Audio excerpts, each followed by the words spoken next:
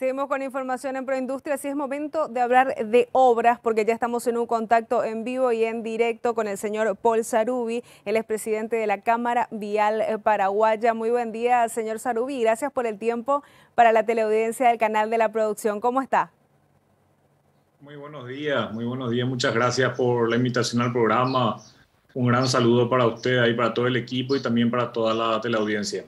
Que siempre está pendiente y preguntando por tema de obras, porque sabemos que genera muchísimo empleo en nuestro país. Por eso justamente, señor Sarubi, queríamos que nos comente un poco cómo está escenario actual, vamos a decirle, y cómo estamos cerrando el año. Hay una preocupación por los proyectos, proyección de inversiones en obras para el 2022. Ya si nos puede presentar un poquitito la situación.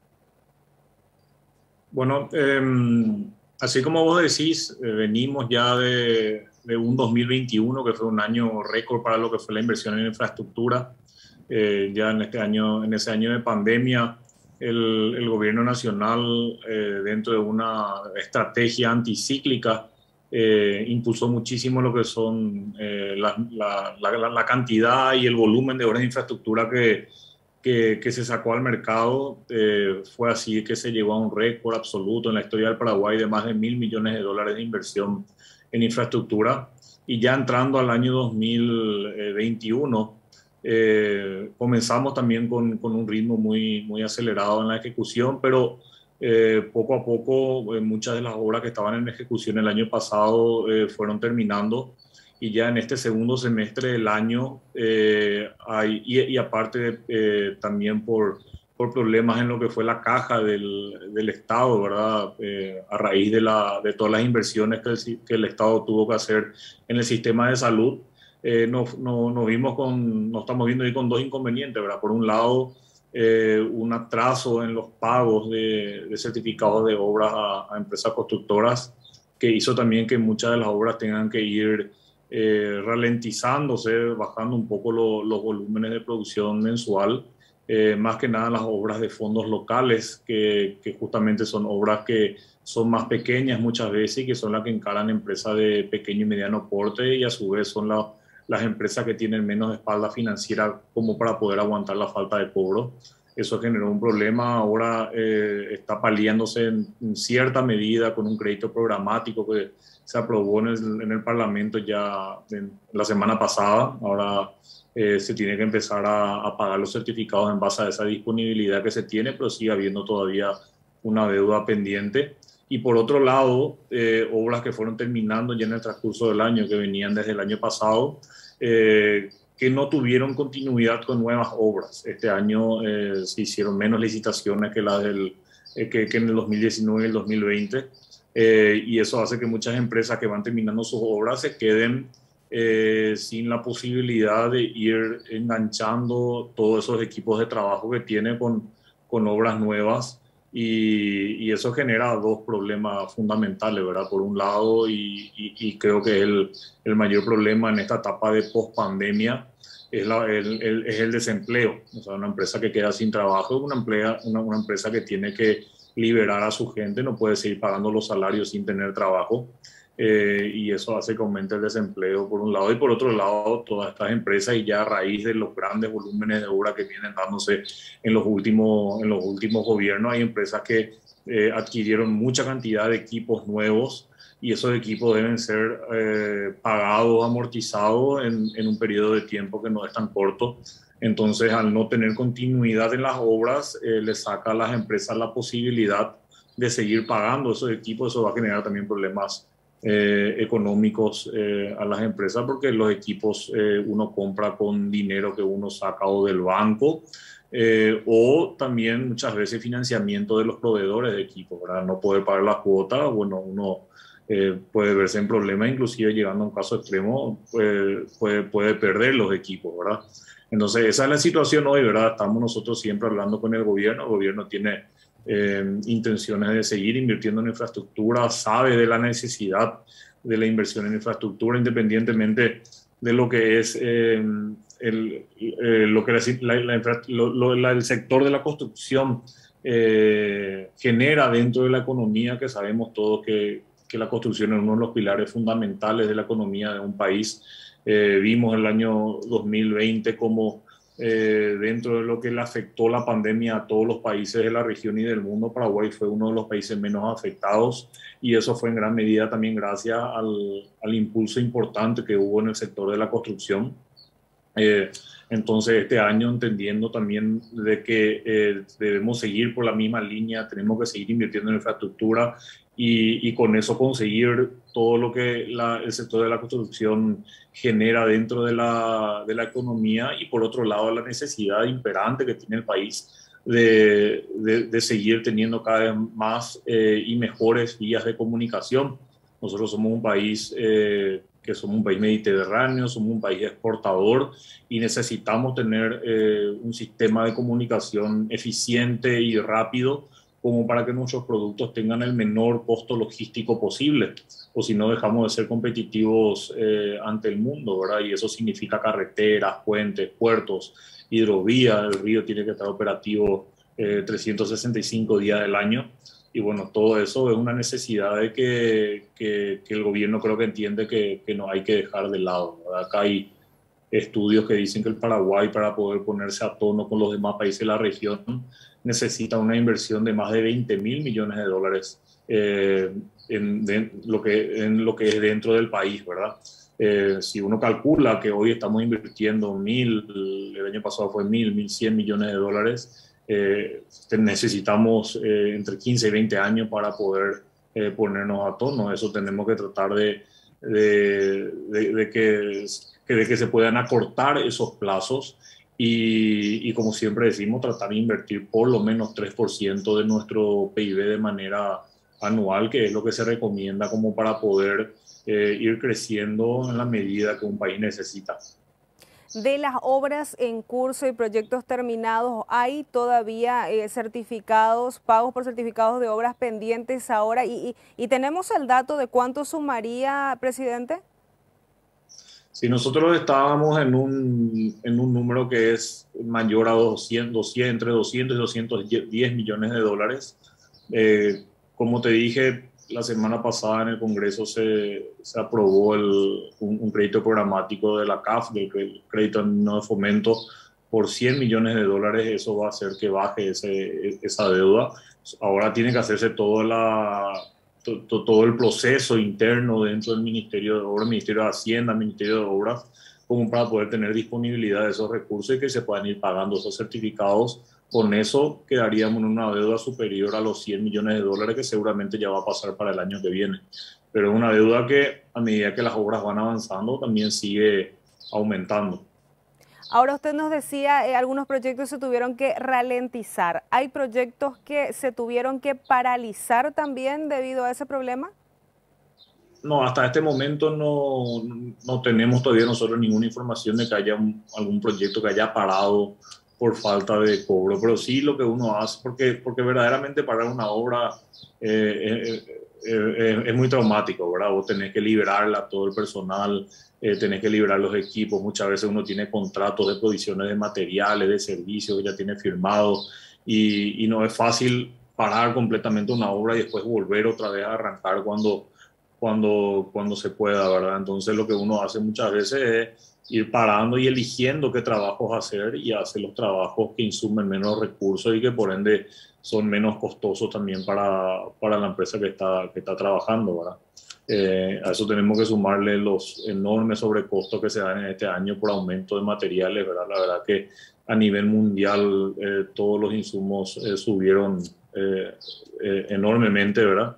Y eso no escapa tampoco a lo que es el sector de la construcción, el precio del cemento, de la cal, el hierro, el asfalto, todo subió a nivel mundial y todo eso también afecta a las finanzas de las empresas. Ahora ya nos dijo que subieron los costos, subieron los precios de insumos, elementos de trabajo, vamos a decirle, sector construcción. También tuvieron problemas para que lleguen algunos implementos importados, algunos atrasos. Si nos puede contar también cómo fue en ese sentido, cómo les afectó la logística. Sí, seguimos con eso, ¿verdad?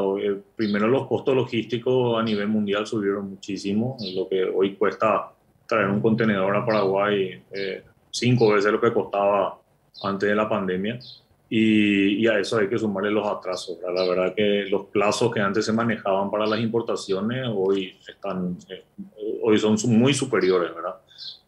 La verdad que es otro de los inconvenientes que muchas veces se tiene, más que nada cuando son materiales importados que tienen que venir vía marítima, y eso afecta más a la construcción de obras civiles, ¿verdad? En la parte de obras viales, la mayoría de los materiales son acá locales o por lo menos de la región. ¿Se anima a dar un porcentaje, al menos vamos a decirle, de aumento de costos así en general? ¿Podríamos redondear un aumento de costos que se haya dado año contra año? Y depende mucho de qué tipo de materiales utilices en la obra y de qué tipo de obra tengas. Pero por darte un ejemplo, el asfalto subió más de 40%. El hierro, las varillas de hierro que se utilizan para construcción subió casi el 60%. El cemento también tuvo aumento. O sea, como te digo, dependiendo de qué tipo de materiales use uno en su obra, la verdad que el aumento de costos fue muy grande, ¿verdad? Es muy significativo. Ahora, otro punto que usted nos mencionaba también, presidente, es el empleo que genera el sector construcción en forma indirecta y también, bueno, el movimiento que genera alrededor, ¿no? El movimiento económico que genera muchas familias en pandemia, vamos a decirlo simplemente, comieron gracias a las obras. Tuvieron ingresos gracias a las obras. ¿Cómo están en ese sentido el nivel de gente que llegaron a sumar? En algún momento hubo necesidad de restar. Háblenos un poco respecto a la situación del empleo, en este caso en el sector de construcciones.